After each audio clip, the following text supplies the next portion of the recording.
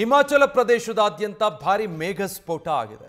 ಮಳೆ ಅಬ್ಬರಕ್ಕೆ ಹಿಮದ ನಾಡಲ್ಲಿ ಅಲ್ಲೋಲ ಕಲ್ಲೋಲವೇ ಸೃಷ್ಟಿಯಾಗಿದೆ. ಜಿಬಿ, ಸೈಂಜ್, ತೀರ್ಥನ್ ಪ್ರದೇಶಗಳಿಗೆ ಭಾರಿ ಹಾನಿ ಉಂಟಾಗಿದೆ ಮಳೆಯಿಂದ. ಮನುನಿಕಾಡ್ ಕಣಿವೆಯಲ್ಲಿ ಪ್ರವಾಹ ಶುರುವಾಗಿದೆ. ಬಿಯಾಸ್ ನದಿ ತೀರದಿಂದ ದೂರ ಇರುವಂತೆ ಜನರಿಗೆ ಇಲ್ಲಿ ಸೂಚನೆ ಕೊಡಲಾಗಿದೆ. ದೃಶ್ಯಗಳನ್ನು ನೋಡಿದ್ರೇನೆ ಭಯಾನಕವಾಗಿದೆ. ಹಿಮಾಚಲ ಪ್ರದೇಶದಲ್ಲಿ ಮೇಘ ಸ್ಫೋಟದಿಂದ ನಿರ್ಮಾಣ ಆಗಿರುವಂಥ ಪರಿಸ್ಥಿತಿ ಇದು. ಅಲ್ಲಿರುವಂಥ ಕಾರ್ಗಳೆಲ್ಲ ಒಳ್ಳೆ ಆಟಿಕೆಗಳ ಥರ ಪ್ರವಾಹದಲ್ಲಿ ಕೊಚ್ಕೊಂಡು ಬರ್ತಾ ಇರೋದನ್ನು ನೀವು ಗಮನಿಸಬಹುದು.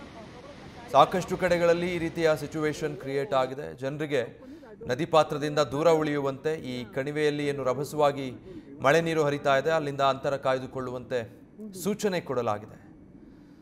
ಈ ಜಿಬಿ, ಸೈಂಜ್, ತೀರ್ಥನ್ ಈ ಪ್ರದೇಶಗಳಲ್ಲಿ ಅತಿ ಹೆಚ್ಚು ಮಳೆಯಾಗಿರೋದು. ಮನುನಿಕಾಡ್ ಕಣಿವೆಯಲ್ಲಿ ಪ್ರವಾಹದ ಪರಿಸ್ಥಿತಿ ತಲೆದೋರಿದೆ. ಬಿಯಾಸ್ ನದಿ ತೀರದಿಂದ ದೂರ ಇರಿ ಅಂತ ಹೇಳಿ ಸರ್ಕಾರ ಈಗಾಗಲೇ ಜನರಿಗೆ ಸೂಚನೆಯನ್ನು ಕೊಟ್ಟಿದೆ. ಮಳೆ ಬಿಡುವು ಕೊಡದೆ ನಿರಂತರವಾಗಿ ಸುರಿತಾ ಇರೋದ್ರಿಂದ ಈ ರೀತಿಯ ಪ್ರವಾಹ ಪರಿಸ್ಥಿತಿ ನಿರ್ಮಾಣ ಆಗಿರೋದು. ಹಿಮದ ನಾಡು ಅಂತ ಕರೆಸಿಕೊಳ್ಳುವಂಥ ಹಿಮಾಚಲ ಪ್ರದೇಶ ಮಳೆಯ ಹೊಡೆತಕ್ಕೆ ನಲುಗಿ ಹೋಗಿದೆ. ಅಲ್ಲಿ ಆ ದೃಶ್ಯದಲ್ಲಿ ನೀವು ನೋಡಬಹುದು, ಒಂದು ಟ್ರಕ್ ಯಾವ ರೀತಿ ಒಳ್ಳೆ ತರಗೆಲೆ ಥರ ತೂರ್ಕೊಂಡು ಹೋಗ್ತಾ ಇದೆ ಪ್ರವಾಹದ ರಭಸಕ್ಕೆ ಅಂತ. ಯಾವುದೋ ಒಂದು ಚಿಕ್ಕ ಆಟಿಕೆನ ಎತ್ಕೊಂಡು ಹೋದಷ್ಟರ ಮಟ್ಟಿಗೆ ಆ ಪ್ರವಾಹ ದೊಡ್ಡ ಟ್ರಕ್ಕನ್ನು ಹೊತ್ತೊಯ್ತಾ ಇದೆ. ರಭಸವಾಗಿ ಗುಡ್ಡದ ಮೇಲಿಂದ ಹರಿತಾ ಇರುವಂಥ ಪ್ರವಾಹ ಕೆಳಗೆ ಬರ್ತಾ ಏನೇನೆಲ್ಲ ಅಡ್ಡ ಸಿಗುತ್ತೋ ಎಲ್ಲವನ್ನು ಆಪೋಷಣ ತಗೊಂಡು ಈ ಥರ ರೌದ್ರ ರೂಪ ತಾಳಿ ಸಿಕ್ಕಿದ್ದನ್ನೆಲ್ಲ ಹೊತ್ಕೊಂಡು ಹೋಗ್ತಾ ಇರುವಂಥ ಪ್ರವಾಹದ ದೃಶ್ಯ ಹಿಮಾಚಲ ಪ್ರದೇಶದಲ್ಲಿ ನಿರ್ಮಾಣ ಆಗಿರುವಂಥ ಪರಿಸ್ಥಿತಿ ಇದು. ಮನುನಿಕಾಡ್ ಕಣಿವೆಯಲ್ಲಿ ಈ ಥರ ಪ್ರವಾಹದ ಪರಿಸ್ಥಿತಿ ನಿರ್ಮಾಣ ಆಗಿದೆ. ಇದು ಒಂದು ದೃಶ್ಯ. ಇನ್ನೂ ಹಲವು ಕಡೆಗಳಲ್ಲಿ ಇದೇ ರೀತಿಯಾದಂಥ ಪರಿಸ್ಥಿತಿ ನಿರ್ಮಾಣ ಆಗಿದೆ. ಸಿಕ್ಕಲ್ಲಿ ನಿಲ್ಲಿಸಿದ್ದಂಥ ಕಾರು, ಬೈಕು, ಈ ರೀತಿ ಇತರೆ ವಾಹನಗಳೆಲ್ಲ ಪ್ರವಾಹಕ್ಕೆ ಸಿಕ್ಕಿ ಕೊಚ್ಕೊಂಡು ಹೋಗಿದ್ದಾವೆ. ಹಲವು ಕಡೆಗಳಲ್ಲಿ ಎಷ್ಟೋ ಕಟ್ಟಡಗಳು ಈ ಥರ ಅರ್ಧಕ್ಕರ್ಧ ಹಾನಿಯಾಗೋಗಿದೆ. ನೀರು ಹರಿತಾ ಇರುವಂಥ ರಭಸ ಆಗಿದೆ, ಕೊಚ್ಕೊಂಡು ಬರ್ತಾ ಇದೆ. ಜೊತೆಗೆ ಕಲ್ಲು, ಮಣ್ಣು, ಮರದ ದಿಮ್ಮಿಗಳನ್ನೆಲ್ಲ ಹೊತ್ಕೊಂಡು ಬರ್ತಾ ಇರುವಂಥ ಈ ಪ್ರವಾಹ ಸ್ವರೂಪಿ ಮಳೆ ನೀರು ಸಾಕಷ್ಟು ಹಾನಿ ಅವಾಂತರಗಳನ್ನು ಹಿಮಾಚಲ ಪ್ರದೇಶದಾದ್ಯಂತ ಸೃಷ್ಟಿ ಮಾಡಿದೆ. ಹಿಮಾಚಲ ಪ್ರದೇಶದಲ್ಲಿ ಮೇಘಸ್ಫೋಟ ಸಂಭವಿಸಿರೋದ್ರಿಂದ ಆಗಿರುವಂಥ ಅವಾಂತರಗಳು, ಯಾವ ರೀತಿ ಸಿಚುವೇಶನ್ ಕ್ರಿಯೇಟ್ ಆಗಿದೆ ಅನ್ನೋದರ 3 ಬೇರೆ ಬೇರೆ ದೃಶ್ಯಗಳನ್ನು ಗಮನಿಸ್ತಾ ಇದ್ದೀರಾ. ಮೊದಲನೇ ದೃಶ್ಯ ಪ್ರವಾಹ ಸ್ವರೂಪಿ ನದಿ ನೀರಲ್ಲಿ ಅಲ್ಲಿ ಟ್ರಕ್ ಒಂದು ಕೊಚ್ಕೊಂಡು ಹೋಗ್ತಾ ಇರುವಂಥ ದೃಶ್ಯ. ಅದು ಎಷ್ಟು ರೌದ್ರವಾಗಿ ಆ ಪ್ರವಾಹದ ಸ್ವರೂಪ ಇದೆ ಅನ್ನೋದನ್ನು ಅರ್ಥ ಮಾಡಿಸುತ್ತೆ. ಮತ್ತೊಂದು ಮಧ್ಯಭಾಗದ ದೃಶ್ಯ, ರಭಸವಾಗಿ ಹರಿದು ಬರ್ತಾ ಇರುವಂಥ ನೀರು.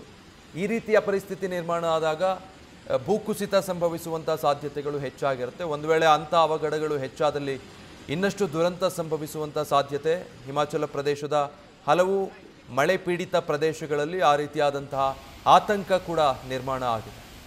ಮತ್ತೊಂದು, ನದಿ ಪ್ರವಾಹದಲ್ಲಿ ಸಾಕಷ್ಟು ಕಾರುಗಳು ಕೊಚ್ಕೊಂಡು ಬಂದು ನಿಂತಿರುವಂಥ ದೃಶ್ಯ ನೋಡ್ತಾ ಇದ್ದೀರಾ. ಬಿಯಾಸ್ ನದಿ ಪ್ರವಾಹ ಸ್ವರೂಪ ತಾಳಿರೋದ್ರಿಂದ ಈ ಪರಿಸ್ಥಿತಿ ನಿರ್ಮಾಣ ಆಗಿದೆ. ಇಲ್ಲೆಲ್ಲ ನೀರು ಹರಿಯುವಂತಹ ಜಾಗ ಅಲ್ಲ. ಅಲ್ಲಲ್ಲಿ ಕಾರ್ಗಳನ್ನು ಸಹಜವಾಗಿ ನಿಲ್ಲಿಸಿದ್ರು. ಪಾರ್ಕಿಂಗ್ ಆಗಿದ್ದಂಥ ಕಾರ್ಗಳು ಪ್ರವಾಹಕ್ಕೆ ಕೊಚ್ಕೊಂಡು ಬಂದು ಈ ಥರ ಎಲ್ಲಂದರಲ್ಲಿ ಚೆಲ್ಲಾಪಿಲ್ಲಿಯಾಗಿ ಬಿದ್ದಿರುವಂಥ ದೃಶ್ಯಗಳು ಸಾಮಾನ್ಯ ಅನ್ನುವಷ್ಟರ ಮಟ್ಟಿಗೆ ಹಿಮಾಚಲ ಪ್ರದೇಶದಲ್ಲಿ ವರುಣ ಹೊಡೆತ ಕೊಟ್ಟಿದ್ದಾನೆ. ಪ್ರವಾಹದ ಪರಿಸ್ಥಿತಿ ಈಗಾಗಲೇ ನಿರ್ಮಾಣ ಆಗಿದೆ. ಹೀಗಾಗಿ ಜನ ಕಣಿವೆ ಪ್ರದೇಶಗಳಲ್ಲಿ ನದಿ ಪಾತ್ರದಲ್ಲಿರೋರು ಬಹಳ ಜಾಗರೂಕರಾಗಿರಿ, ಸುರಕ್ಷಿತ ಸ್ಥಳಗಳಿಗೆ ಸ್ಥಳಾಂತರಗೊಳ್ಳಬೇಕು ಅಂತ ಹೇಳಿ ಸರ್ಕಾರ, ಜಿಲ್ಲಾಡಳಿತಗಳು ಈಗಾಗಲೇ ಸೂಚನೆಯನ್ನು ಕೊಟ್ಟಿದ್ದಾರೆ. ಮೇಘಸ್ಫೋಟ ಆಗಿರೋದ್ರಿಂದ ನಿರಂತರವಾಗಿ ಮಳೆ ಆಗ್ತಾ ಇದೆ. ಬಿಡುವು ಕೊಡದೆ ಮಳೆ ಆಗ್ತಾ ಇರೋದ್ರಿಂದ ಈ ಥರ ಪ್ರವಾಹದ ಪರಿಸ್ಥಿತಿ ನಿರ್ಮಾಣ ಆಗಿರೋದು.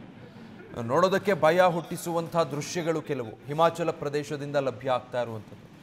ಅಷ್ಟು ಫೋರ್ಸ್ ಇದೆ ನೀರಲ್ಲಿ. ಪ್ರವಾಹ ಆ ರೀತಿ ಸಿಕ್ಕಿದ್ದನ್ನು ಕೊಚ್ಕೊಂಡು ಹೋಗ್ತಾ ಇದೆ. 500 kg 600 kg ಇರುವಂಥ ಗಾಡಿಗಳು ಈ ಥರ ಒಳ್ಳೆ ಯಾವುದೋ ತರಗೆಲೆ ಹೋದಂಗೆ ಪ್ರವಾಹದಲ್ಲಿ ಹೋಗುತ್ತೆ ಅಂದರೆ ನೀರಿನ ರಭಸ ಎಷ್ಟಿರಬೇಡ. ಒಂದು ವೇಳೆ ಜನ ಅಥವಾ ಜಾನುವಾರುಗಳು ಈ ಪ್ರವಾಹದ ಹೊಡೆತಕ್ಕೆ ಸಿಕ್ಕಾಕೊಂಡ್ರೆ ಪರಿಸ್ಥಿತಿ ಏನು? ಅಷ್ಟು ದೊಡ್ಡ ಪ್ರಮಾಣದಲ್ಲಿ ಪ್ರವಾಹ ನದಿಯಲ್ಲಿ ಹರಿತಾ ಇರೋದು. ದುಮ್ಮಿಕ್ಕಿ ನದಿಗಳೆಲ್ಲ ಹರಿತಾ ಇದೆ. ಬಹುತೇಕ ಕಡೆ ಸೇತುವೆಗಳೆಲ್ಲ ತುಂಬಿ ಓವರ್ಫ್ಲೋ ಆಗ್ತಾ ಇದೆ. ಸಂಪರ್ಕ ಕಡಿತ ಆಗಿರುವಂಥ ಪರಿಸ್ಥಿತಿ ಹಲವು ಕಡೆಗಳಲ್ಲಿ ನಿರ್ಮಾಣ ಆಗಿದೆ.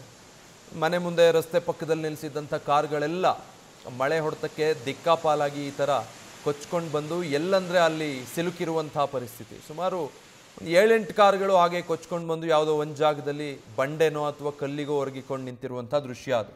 ಕೊನೆ ಭಾಗದಲ್ಲಿ ನೀವು ಗಮನಿಸ್ತಾ ಇರೋದು ನದಿ ಪಾತ್ರದಲ್ಲಿದ್ದಂತಹ ಆ ಜನವಸತಿ ಬಡಾವಣೆಗಳೇನಿರುತ್ತೆ ಅಲ್ಲಿ ಸೃಷ್ಟಿಯಾಗಿರುವಂಥ ಪರಿಸ್ಥಿತಿ ಅನಿಸುತ್ತೆ ಬಹುಶಃ.